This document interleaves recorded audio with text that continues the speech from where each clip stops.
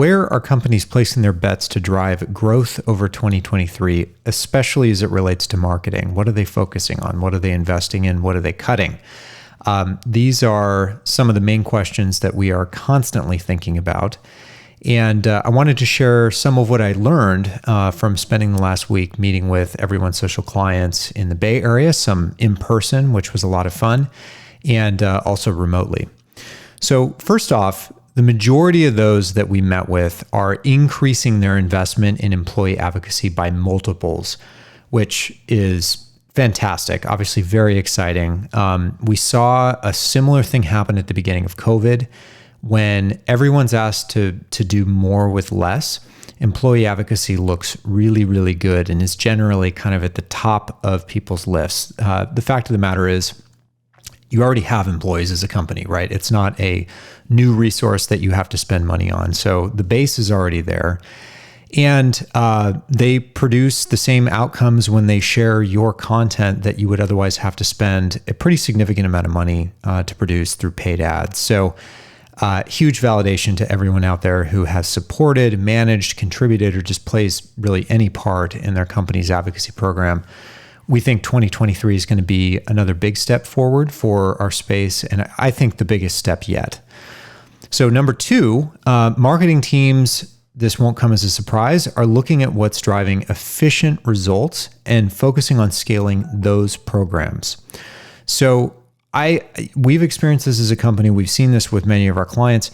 When times are fat, like over 2021, much of 2022, teams generally don't know or are otherwise less focused on what's actually driving growth, what's actually driving marketing results. You know, everything's kind of going up. And so I think a lot of marketers, our own included, kind of get into the mode of like, well, let's feed resources against that because obviously something is working. We're not totally sure what. Well, when the tide starts to go out, as opposed to the tide lifting all boats, when it starts to go out and everyone kind of starts to lower down and we're looking at not such a rosy situation, that really forces everyone to start to look at, okay, what is truly producing a result versus what isn't? And this is really kind of the compass that marketing teams are using to inform and guide their decisions to invest. Whatever it is that they're going to invest has to be efficient and it has to scale versus what they're going to cut or what they're going to kind of leave alone over 2023. And we see this as one of the major drivers in terms of many of these companies' increased investment in employee advocacy in particular.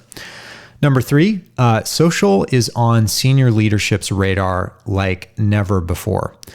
Personally speaking, I have met with more C-level leaders over the last month than I can remember during any prior period.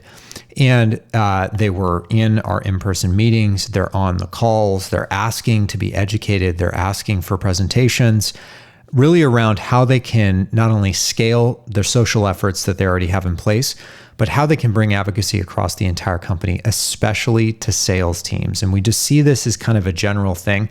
Marketing and sales in the good companies and the companies that really are prioritizing growth, they're getting closer and closer together. A lot more collaboration and overlap between marketing and sales.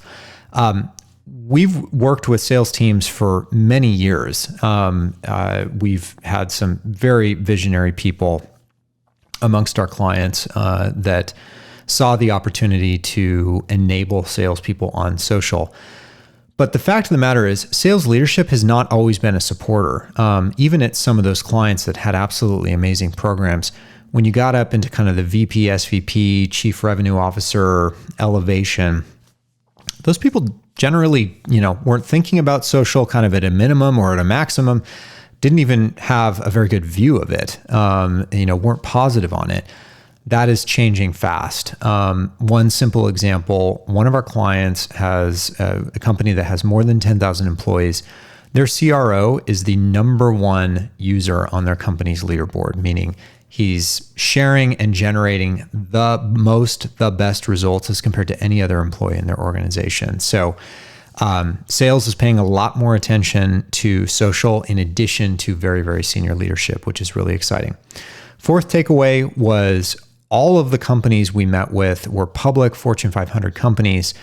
And I wanted to press further into like, okay, this is exciting. You're increasing your investment in advocacy. You're focusing on efficiency.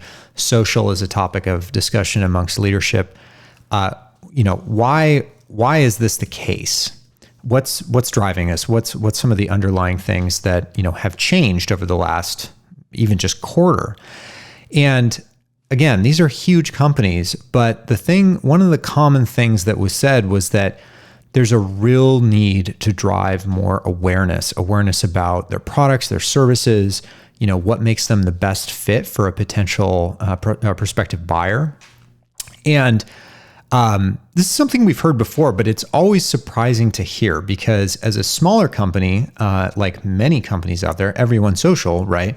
We kind of look at the world as well, our greatest challenge is awareness. And I've heard this from other clients of ours that are in the kind of hundreds or low thousands of employees. But, hearing this from Fortune 500 companies, public, tens of thousands of employees, just goes to show that, awareness is everyone's problem or everyone's opportunity. And another reason why over the years we've seen employee advocacy work for companies of all sizes. I mean, we as our clients, we have two of the largest companies in the world, actually two of the top three largest by number of employees. They both have over 1 million employees. And we've got folks down at the very low end with, tens or hundreds of employees. Employee advocacy works for everyone. Every single person within those organizations has a network. They all have the ability to help promote their company's content, to build awareness, and all of those businesses benefit from that increased awareness. So those were 4 key takeaways. Hopefully there's something in there that you can put to use. If there's one certainty about 2023 is that it's going to be a very interesting year, probably a lot of changes, volatility, things seem to be coming and going at a much faster clip, but we love learning from our clients and from our users, many of whom we've had the pleasure to work with for many years. So we have some really kind of special access into understanding not only how their employee advocacy programs are performing, but how that relates to their overall company strategy, objectives, goals, et cetera. So more on this as we get through the year, but wanted to share some of the findings from my meetings with Everyone Social clients over the last week.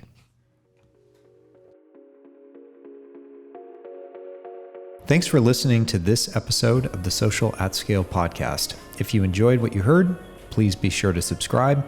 If you didn't enjoy it, please let me know. You can access past episodes on our site at everyonesocial.com/podcast. As always, please feel free to connect with me directly on Twitter or LinkedIn, and look forward to seeing you next time.